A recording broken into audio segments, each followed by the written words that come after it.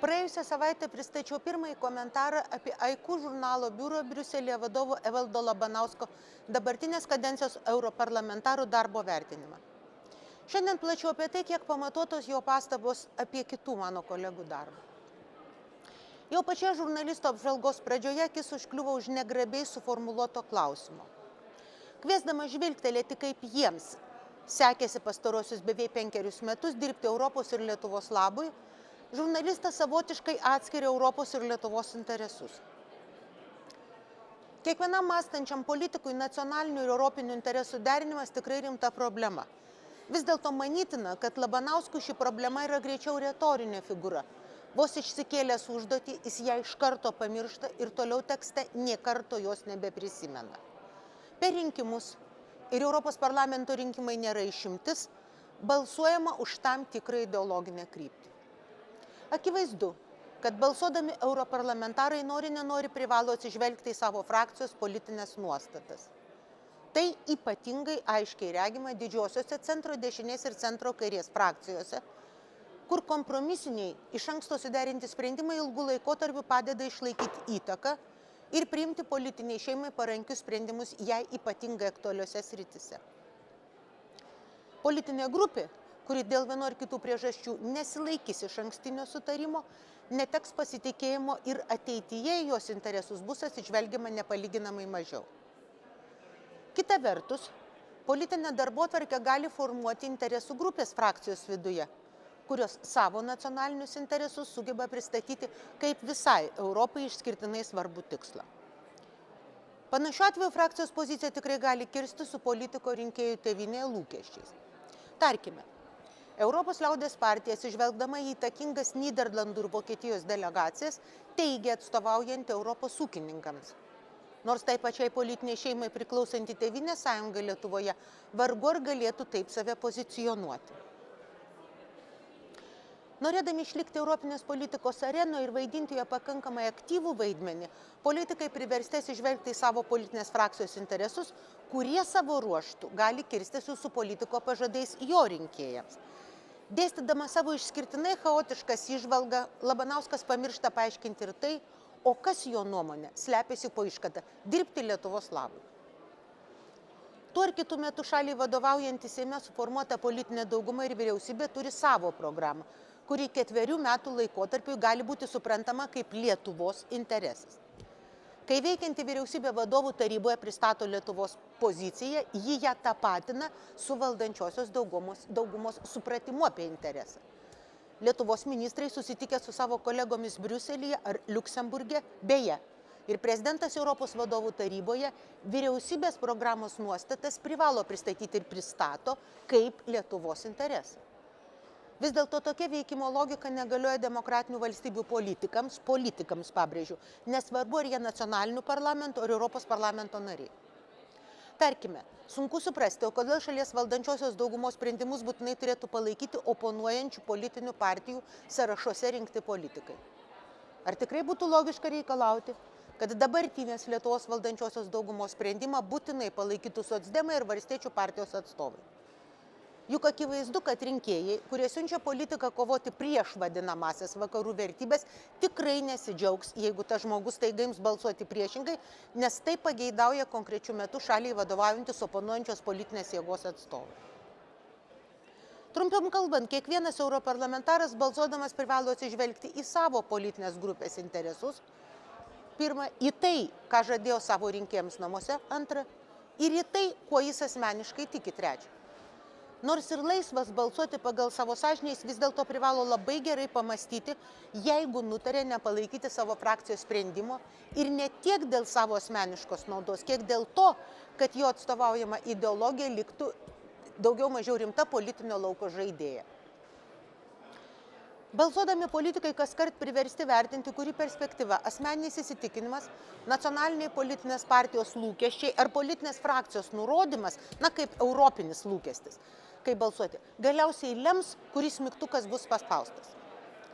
Konkretus tokių kolizijų pavyzdys gali būti labai įtemptas balsavimas dėl gamtos atkūrimo akto.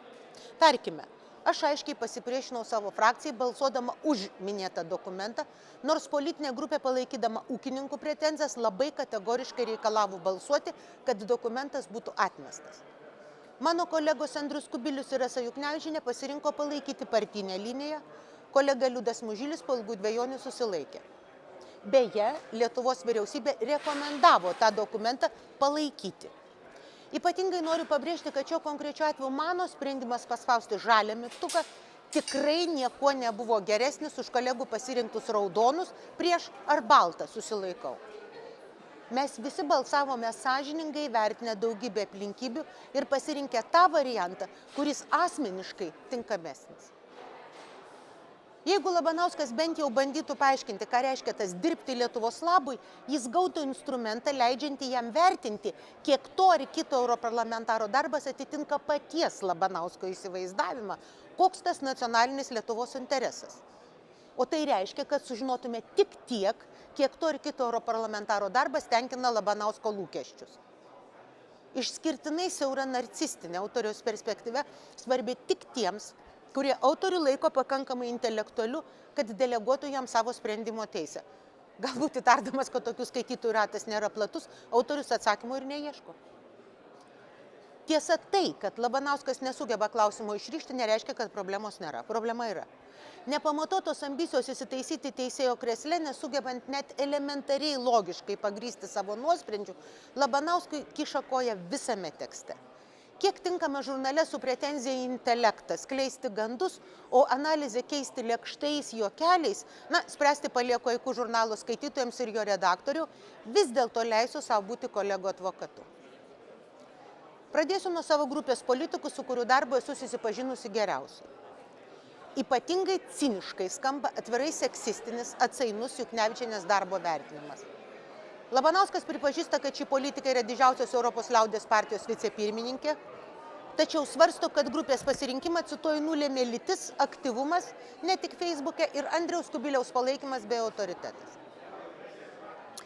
Po to, kai kolegė iš Latvijos Sandra Kalnietė dėl šeimyninių aplinkybių pasitraukė iš frakcijos vicepirmininkės pareigų, mūsų delegacija pasiūlė Juknevičienę.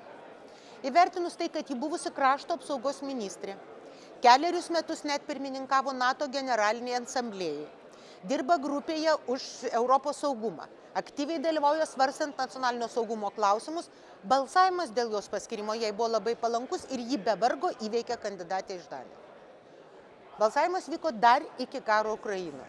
Karui prasidėjus jos labai nuoseklus darbas grupės vadovybėje, Ukrainos ir rytų partnerystės šalių problemų išmanimas ir aiškinimas.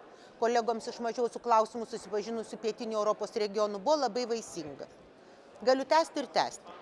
Net jeigu tai ir nepatinka tingiam žurnalistui, kuris nesinargino domėtis ir informuoti Juknevičienė, kuri šiuo metu parlamento hierarchijoje tarp Lietuvos europarlamentarų užima aukščiausią postą, tos vietos tikrai verta ir labai garbingai vykdo jai patikėtas pareigas. Nemažiau apgailėtinas ir išpuolis prieš Kubilių, kuris anot varganos Labanausko galvelės pasižymėjo tuo, kad sukūrė ir visą galvą pasinėrė į tikėtojų Rusijos demokratiją sektos reikalus. Bet kas nors minimaliai susipažinęs su Europos parlamento darbu suvokia, kokios svarbios, ypatingai dabar, nuolatinio pranešėjo Rusijos klausimų pareigos. Jeigu Labanauskas turėtų elementarios savigarbos, jis nedrįstų tų pareigų nutylėti ir infantiliai kalbėti apie kažkokias tik jam žinomas sektas. Kubiliaus statusas ypatingas tuo, kad jis visos kadencijos laikotarpiu yra atsakingas už parlamento pozicijos formulavimą ir požiūrį į tai, kas vyksta Rusijoje.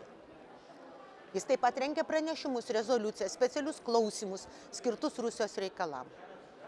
Negana to, jis dar vadovauja Euronesto parlamentinei asamblėjai, kurios svarbiausia veiklos rytis permainos geopolitiškai svarbiose, mums geopolitiškai svarbiose rytų partnerystės šalise.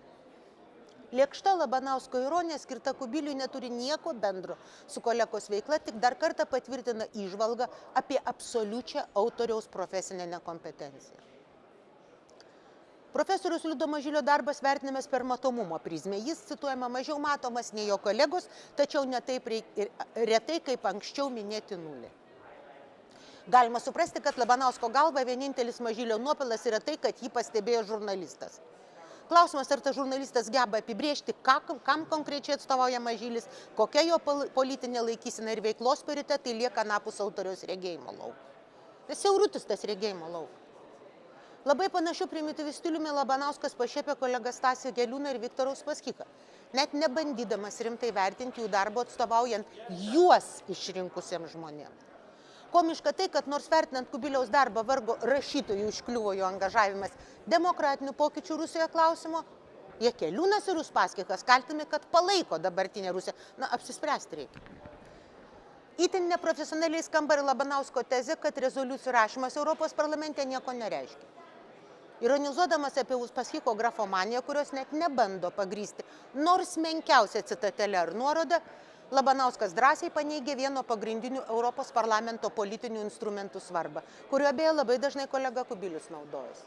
Panašiomis pigiomis replikomis jis išsėmė ir Valdemaro Tomaševskio bei Vilijos Blinkevičiūtės darbus, šiek tiek pagarbos demonstruodamas tik Juozui Olekui bei Petrui Auštrevičiui. Tiesa, ir jų darbus nutyli. Kaip ir kritikuodamas, taip ir bandydamas vertinti pozityviau, pranešti, kuo remdamas jis daro sprendimus, Labanauskas nebando, manau, nesugeba. Kai nesivarginama paminėti Auštrevičiaus darbų, kurie lėmė tai, kad šis politikas jau kelerius metus iš eilės sugeba atsidurti įvairiausių įtakingiausių europarlamentarų šimtukose, pagirimas, skamba neįtikimai, nors jis vertas Auštrevičiaus to. Nebejodama Auštrevičiaus darbų, vis dėlto manau, kad žurnalo skaitytojai visai pamatuotai tikėtųsi ir platesnio jo darbų pristatymą. Prisistatydamas socialiniuose tinkluose, Labanauskas skelbėsi esą, cituoju, didelę praktinę ir teorinę patirtį turi sukaupęs žurnalistas, redaktorius ir apžvalgininkas ir drąsiai pabrėžė, kad specializuojasi rašyti apie Lietuvos vidaus ir užsienio politiką. Mano nuomonė specializuojasi ganduose. Čia nagrinėjamas tekstas skelbiamas rubrikoje komentaras.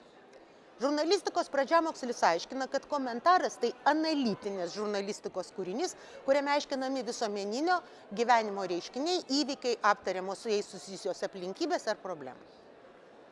Skaitytojas gali tikėtis, kad komentaro autorius pateiks asmeninę nuomonę apie tą ar kitą reiškinį. Vis dėlto labai svarbi viena detalė. Norėdamas vertinti, komentaros autorius turi gerai išmanyti temą, apie kurią kalba. Ir be abejonės gebėti naudotis bent primityviais analizės instrumentais. Pameni, analitinis tekstas. Gandų į jausmų mišrainę teksto analizę nepaverčia. Kai komentaro autorius stokoja savikritikos ir nesugeba įvertinti savo neišmanimo ribų, komentaras virsta paskviliu. Tik priešingai, nei tikisi komentaro autorius, pajuokos objektu tokiu atveju tampa jis pats, Evaldas Labanauskas.